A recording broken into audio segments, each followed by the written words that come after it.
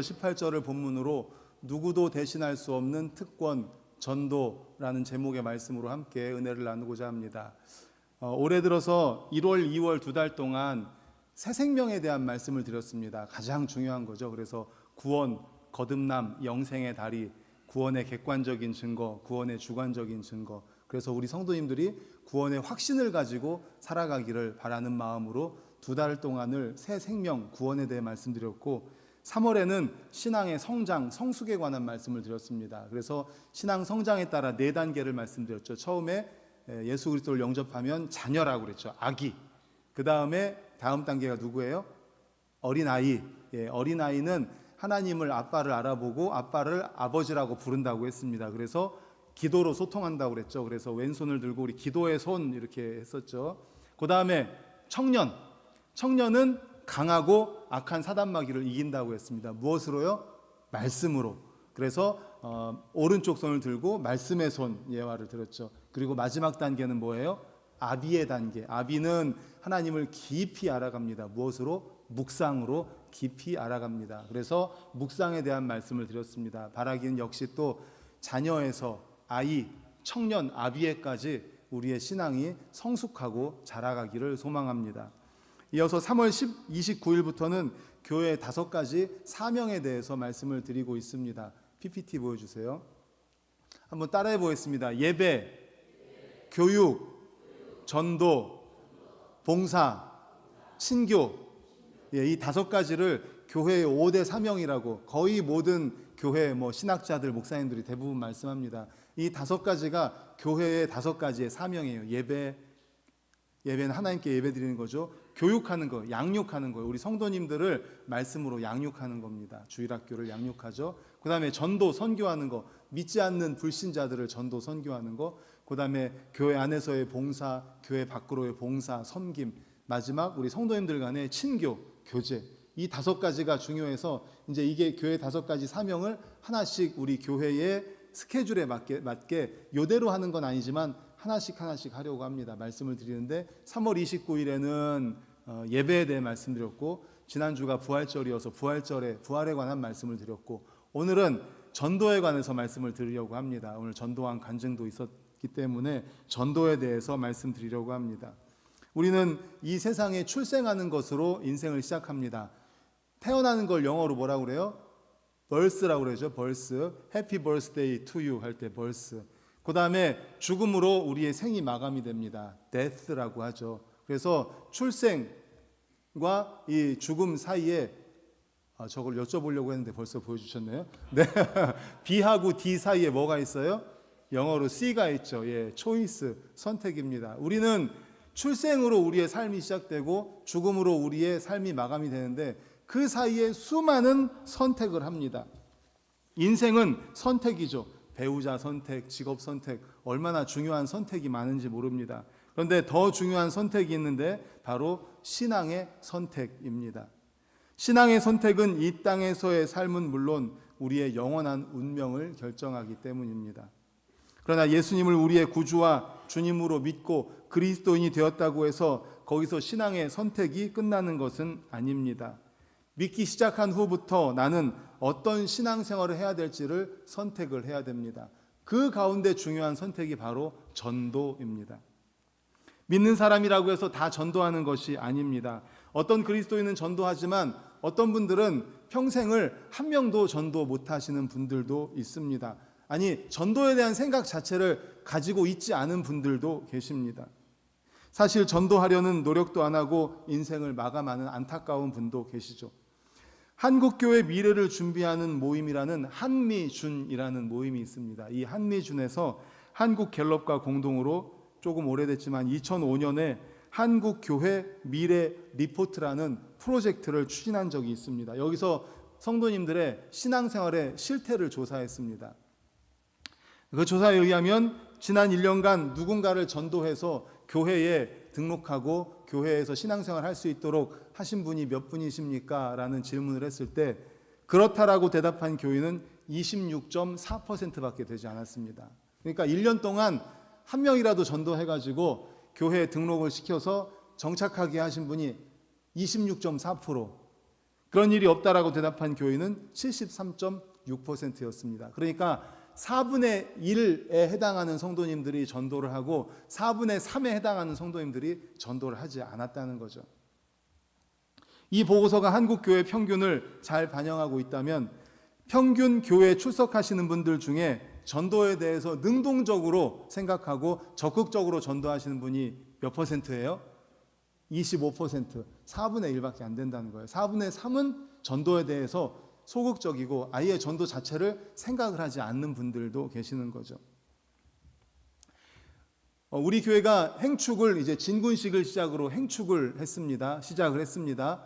이제 행축이 지금 계속되고 있어요. 이제 우리가 잉태한 태신자들에게 영적인 양분을 계속 공급해주고 있습니다. 출산 예정일에 5월 31일에 이제 초청을 하는 겁니다. 그런데 우리 성도님들이 주보에도 나와 있지만 몇 명이 작정을 하셨냐면 71명의 성도님이 269명을 작정을 하셨습니다. 71명의 성도님이. 그 행축을 저희가 한성교회에서 배워왔는데 한성교회에서 목표로 하는 것은 교회 성도님들, 평균 출석하는 성도님들의 80%가 전도하도록 하는 거예요. 80%. 그러니까 조금 아까 말씀드렸던 그 한미준에서 조사했던 거는 4분의 1이 전도를 하고 4분의 3이 전도를 안 한다고 했잖아요. 근데 그 한성교회에서는 4분의 3을 전도하는 성도로 만들려고 하는 거죠. 할렐루야. 아멘. 저도 바라기는 이제 우리 71명의 성도님이라고 한다면 아직 4분의 3이 되진 않습니다. 그래서 제가 신방을 하면서 대신방을 하면서 행축 때 태신자 작정 안 하신 분들 계속 작정하라고 권면을 하죠. 무언의 압박을 줍니다.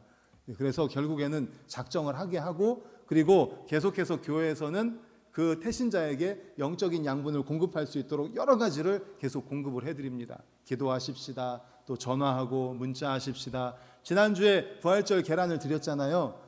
우리 잉태한 태신자들에게 잘 전달하셨죠?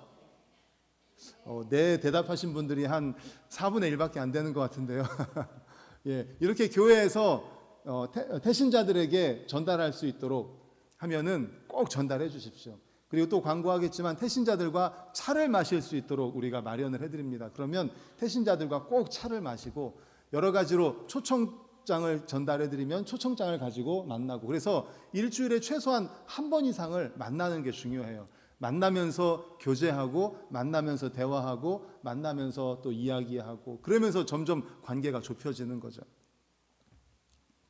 신앙생활 하면서 이렇게 말씀드린 것처럼 한미준에서 조사한 것에 의하면 4분의 1밖에 전도를 안 하는데 또 행축을 통해서 4분의 3, 80% 되는 성도님들이 전도하기를 원한다라고 말씀을 드렸습니다.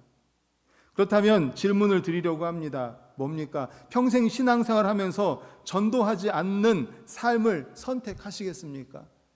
아니면 주님의 기대를 이루는 전도의 열매를 맺는 삶을 선택하시겠습니까? 어떤 것을 선택하시겠습니다? 아니, 좀 더 근본적인 질문을 한다면 복음 전도는 왜 중요할까요? 한번 따라해 보겠습니다. 전도는 거룩한 의무이기 때문입니다. 전도는 거룩한 의무이기 때문입니다. 그렇습니다. 전도는 거룩한 의무입니다. 우리 16절을 화면 보고 읽겠습니다. 시작. 내가 복음을 전할지라도 자랑할 것이 없음은 내가 부득불 할 일임이라. 만일 복음을 전하지 아니하면 내게 화가 있을 것이로다. 아멘. 끝에 보면 만일 복음을 전하지 않으면 나한테 화가 있을 것이다 라고 말하면서까지 정말 결연한 의지를 불태우고 있습니다. 그런데 여기 보면 두 번째 줄 끝에 보면 내가 부득불 할 일이라고 이 말을 들으면 이 말만 들으면 억지로 하는 듯한 약간 수동적이고 소극적인 그런 느낌이 들잖아요. 근데 이 원어의 표현에 보면 NIV 성경에서는 I am compelled to 라고 합니다. 그리고 또 다른 성경에서는 I am obligated to 라고 합니다. 이 원어의 뜻에 가깝게 의역을 한다면 뭐냐면 나는 그렇게 하지 않을 수 없는 거룩한 부담감을 느끼고 있습니다. 이런 뜻이에요. 거룩한 부담감, 거룩한 의무감을 느낀다는 거에 대해요. 뭐에 대해서요? 전도에 대해서. 언젠가도 말씀드렸지만 제가 이제 목회를 하게 된 것이 바로 이거예요. 거룩한 부담감. 저는 목회를 하지 않으려고 막 도망 다녔습니다. 하나님이 호출하실 때, 콜링을 하실 때 전 도저히 못합니다. 아닙니다라고 할 때 하나님이 제 마음속에 계속해서 거룩한 부담감을 주셨어요. 너 해야 된다. 너 해야 된다. 해야 된다. 몇 년 전에 그 아프리카에서 선교하시는 최미리 선교사님, 최미리라고 이름 말하면 안 되는데 예, 우리 최찬양 선교사님이 오셔서 그때 그러시더라고요. 이제 저희 교회 선배예요. 청년부 선배인데 우리 이종영 목사님은 나중에 목회할 줄 알았다고 그렇게 얘기를 하시더라고요. 청년 때부터 목회할 줄 알았다고.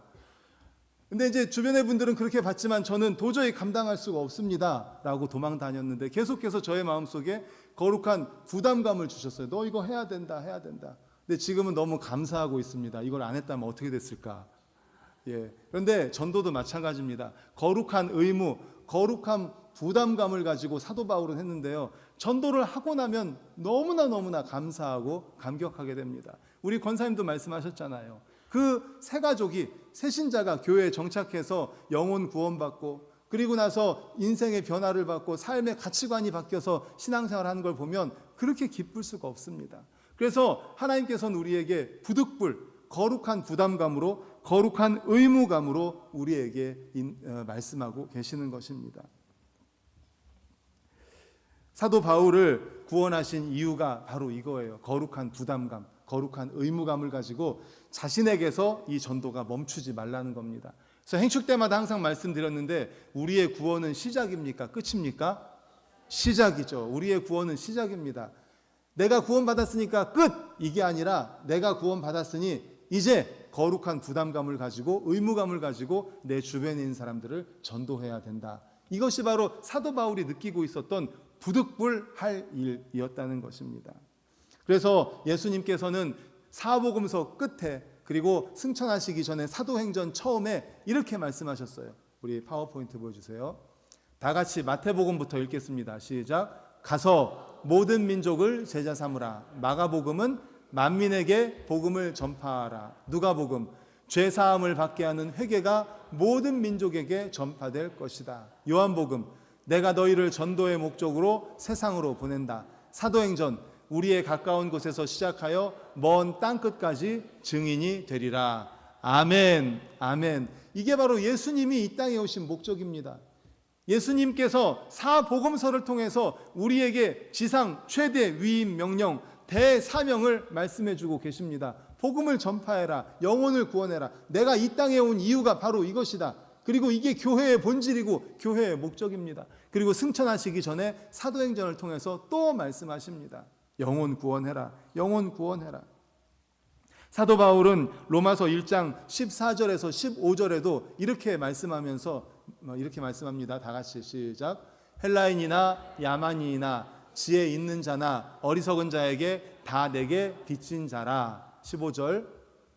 그러므로 나는 할 수 있는 대로 로마에 있는 너희에게도 복음을 전하기를 원하노라. 아멘. 14절을 보여주세요. 사도 바울이 어떤 마음으로 전도하고 있습니까? 맨 끝에 뭐라고 되어 있어요? 빚진 자라고 되어 있습니다. 빚진 자. 빚진 자의 심정으로 전도하고 있는 거예요. 나는 복음의 빚을 졌다는 거예요. 예수 그리스도께서 우리를 위해 십자가에 달려 죽으셨습니다. 지난주에 그리고 부활하셨잖아요. 그 부활하신 주님, 우리는 사랑의 빚을 졌습니다. 그 은혜를 우리가 어떻게 갚을 수 있습니까? 우리는 십자가에 달려 죽으신 그 은혜를 갚을 수 없습니다. 유일하게 갚을 수 있는 게 뭐예요? 전도하는 거예요. 전도. 복음의 빚, 바로 복음의 빚. 우리 성도님들 만약에 빚이 있으면 어떻게 해야 돼요? 빚. 갚아야죠. 빚은 당연히 갚아야 됩니다. 우리가 그런데 복음의 빚을 졌어요. 우리가 복음의 빚을 졌습니다. 복음의 빚을 갚으실 수 있기를 간절히 축원합니다. 거룩한 부담감, 거룩한 의무감, 부득불 해야 될 일인데요. 이게 얼마나 값진 일인지 모릅니다. 이것을 빚진 자의 심정으로 전도하는 일에 힘쓸 수 있기를 간절히 축복합니다. 아멘. 그런가 하면 두 번째로는 따라해 볼까요? 즐거운 특권입니다. 즐거운 특권입니다. 뭐가요? 전도가. 예, 거룩한 의무감, 의무지만 또한 즐거운 특권이 바로 전도입니다.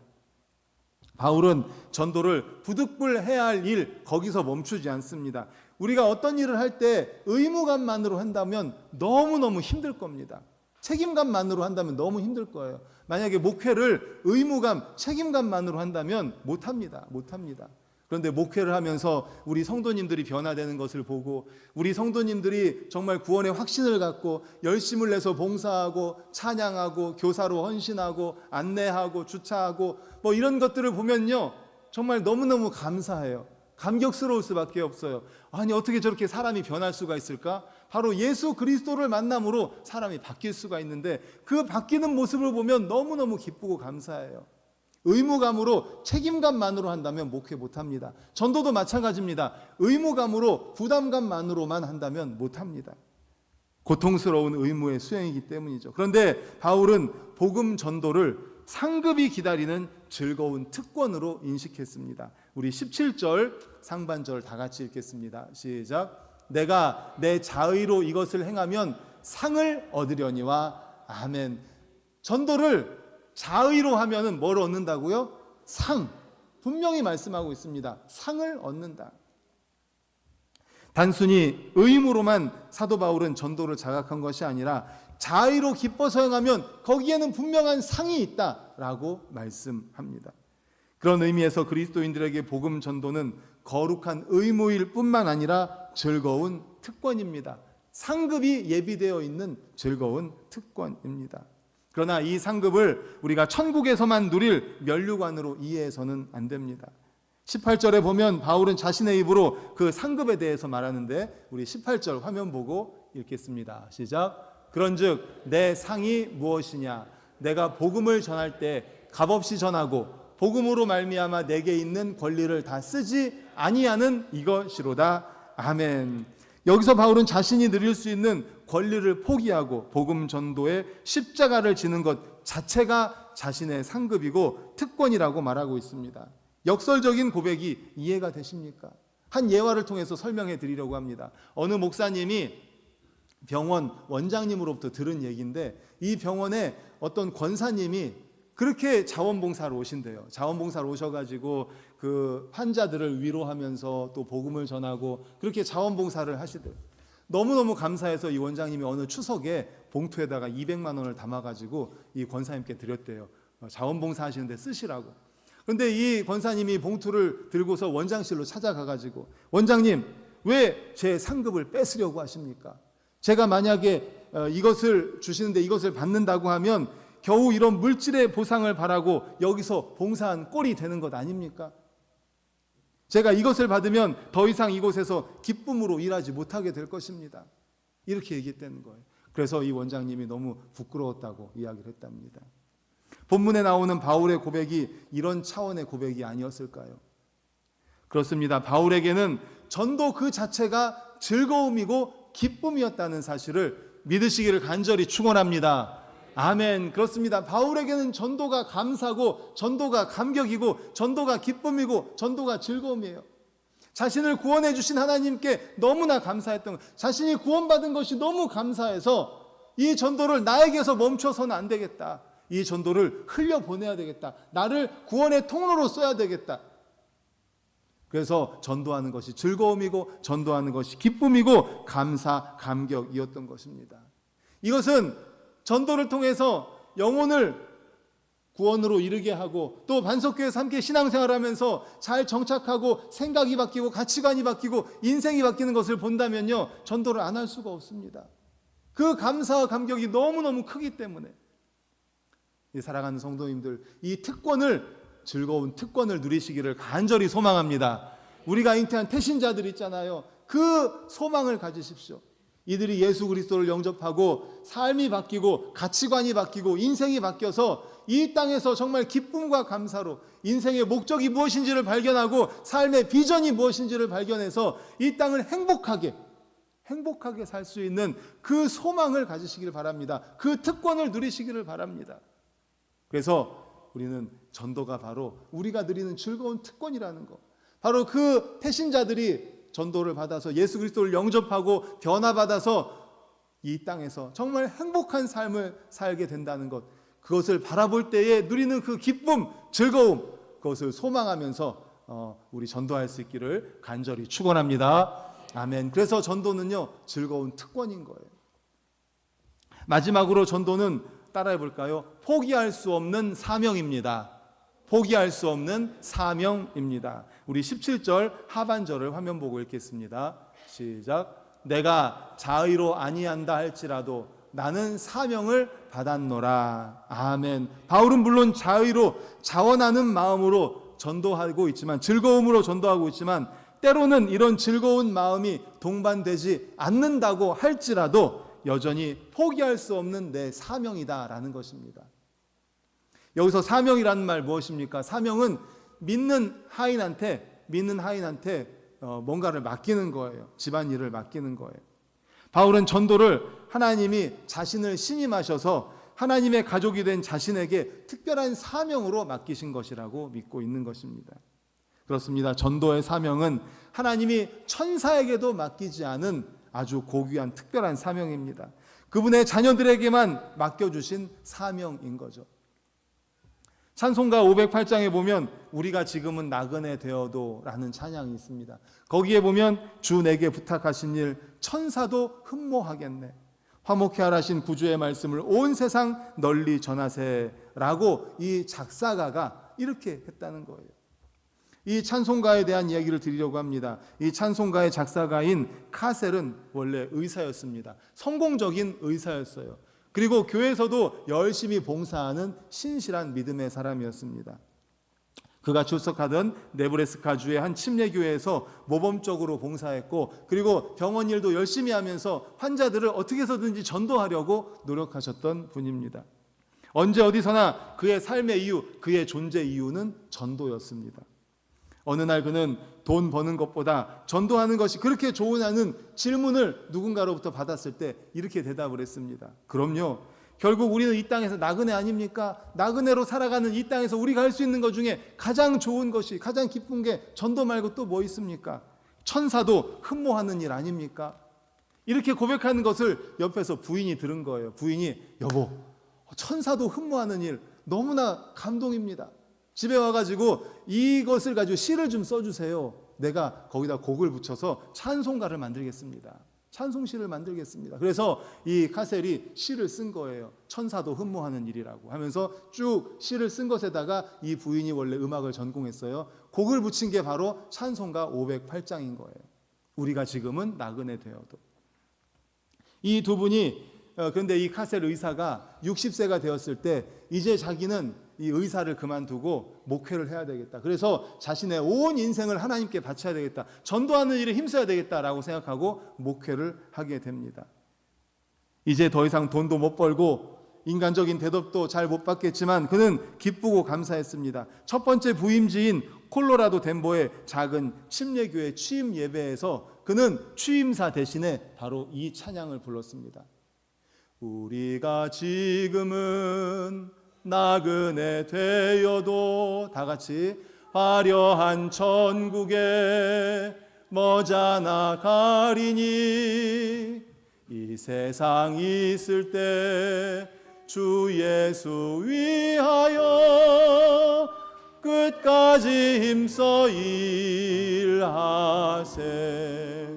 주 내게 부탁하신 일 천사도 흠모하겠네. 화목해 하라신 구주의 말씀을 온 세상 널리 전하세. 할렐루야. 아멘. 이 찬양이 작곡된 배경이 바로 제가 말씀드린 거예요. 그 카셀 의사가 자신이 고백한 말을 부인이 곡을 써준 거예요. 그런데 이 목사님이 부임한 지 얼마 안 돼서 안타깝게도 그 사모님이 교통사고로 소천을 하셨습니다. 누군가 장례식에 와서 이렇게 물어봤습니다. 목사님, 만약에 목회를 안 했으면, 그리고 의사를 계속했다면 사모님이 이렇게 일찍 돌아가시지 않으셨을 텐데 혹시 목회하신 거 후회하지 않으십니까? 그때 이 목사님이 대답했습니다. 제 아내는 우리가 지금은 나그네 되어도를 작곡하면서 이렇게 저에게 말했습니다. 나그네 인생길에서 행복한 전도자 곁에 머무는 것이 자신의 행복입니다. 나의 행복입니다. 혹시 자신이 먼저 이 세상을 앞서가게 된다면 변함없이 하늘에서 응원자가 되어서 함께 복음의 증인이 될 것입니다. 라고 이야기를 합니다. 그리고 그의 아내 장례식에서 회중들에게 바로 이 찬송가를 불러달라고 부탁을 하고 찬송가를 함께 부르죠. 이것이 사명자의 모습이 아닐까요? 이제 말씀을 정리하려고 합니다.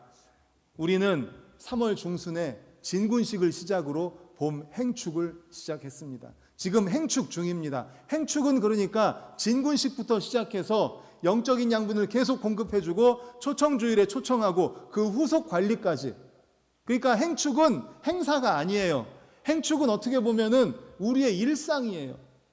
그래서 한성교회는 3월부터 시작해서 거의 6월까지, 그리고 9월부터 시작해서 11월, 12월까지 봄과 가을을 그냥 행축으로 보내요. 그냥 목회예요. 그게 교회의 존재 이유예요. 그리고 여름, 겨울에는 선교. 그러니까 1, 2월은 선교 가고 3월부터 6월은 행축하고 7, 8월은 선교 가고 9월부터 12월까지는 행축하고, 그러니까 그 교회는 1년 내내 선교, 전도 이렇게 하고 있어요. 우리도 배워왔어요. 그래서 3월 중순에 시작해서 이제 지금 행축을 하고 있는 거예요. 우리가 잉태한 태신자들에게 영적인 양분을 계속 공급해주고 계시는 거예요. 한번 만날 때마다 기도하면서 부활절 계란 전달하면서 그들을 위해서 기도하고 이분의 마음의 문이 열리기를, 그리고 관계가 조금 더 가까워지기를, 그래서 점점 가까워지고 마음의 문이 점점 열려서 초청주일에 주님 앞에 와서 복음을 듣고 예수 그리스도를 영접하고, 그리고 그 이후에 계속해서 교회에 오고 등록하고 정착하고, 그리고 나중에는 학습도 받고 세례도 받고, 세례 받은 이후에 봉사도 하고 또 섬기고, 그러면서 가치관이 바뀌고 생각이 바뀌고 그의 인생이 바뀌는 그러한 일들을 우리 성도님들이 경험할 수 있기를 간절히 소망합니다. 아멘. 오늘 전도에 관한 말씀을 받았죠. 교회의 5가지 사명 중에 전도, 정말 중요한 사명이죠. 우리는 따라해 볼까요? 모이면 예배, 흩어지면 전도. 모이면 예배, 흩어지면 전도. 우리 그리스도인의 사명, 가장 중요한 사명이 바로 이거예요. 모이면은 하나님을 찬양하고 높이고 기도하는 거예요. 그리고 흩어지면 복음을 들고 나가서 전도하는 거죠. 그 전도는 바로 우리 거룩한 부담감입니다. 거룩한 의무감이에요. 오늘 제 말씀 들으면서도 목사님 또 전도 얘기하네. 전도가 제일 어려운데, 사실 제일 어렵습니다. 그리고 코로나를 겪으면서 더 어려워졌어요. 전도가 정말 어렵습니다. 정말 어렵고 가족 전도한다는 거 정말 어렵습니다. 하지만 포기하지 마십시오. 거기에는 정말 즐거운 특권이 있습니다. 그 인생이 바뀌었을 때, 그 삶이 바뀌었을 때, 그 영혼이 주님 앞에 나와서 기뻐하며 찬양하는 모습을 볼 때, 그것은요 전도하신 분들만 느낄 수 있는 너무나 감격이에요. 감격. 그러므로 이 사명 우리 모든 성도님들이 바르게 잘 감당할 수 있기를 간절히 소망합니다. 아멘. 우리 아까 찬양했던 하나님의 사랑,